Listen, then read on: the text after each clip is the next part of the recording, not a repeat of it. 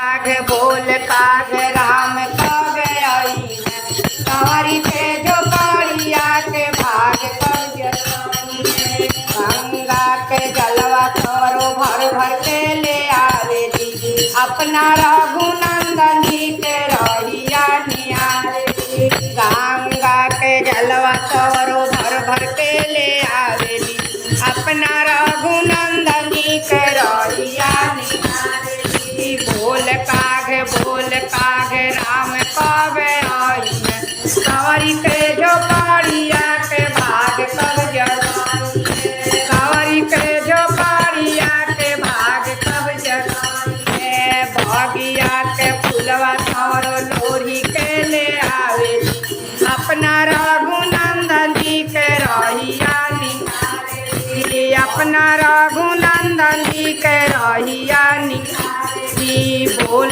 काग राम कब आई है, कंवरी के जो पड़िया के भाग कब जसाई है। बोल काग राम कब आई है, कंवरी के जो पड़िया के भाग कब जसाई है। बोल काग राम कब आई है, कंवरी के जो पड़िया के भाग कब जसाई है। बगिया के भैरी तोर चुनी के ले ये, अपना रघुनंदन जी के रहिया निहारे दी। अपना रघुनंदन जी के रहिया निहारे दी। बोल काग राम कब आई है, कंवरी पे जो पड़िया के भाग कब जसाई है। कंवरी पे जो पड़िया के भाग कब जसाई है। प्रेम से बोलो सियावर रामचंद्र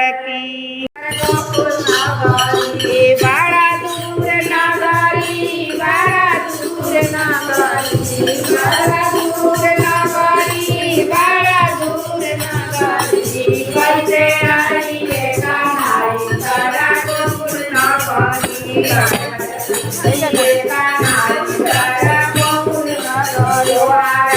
प्यार में हम हनी भवानी, अरे हनी भवानी। बड़ा दूर नगरी, बड़ा दूर नगरी, बड़ा दूर नगरी, बड़ा दूर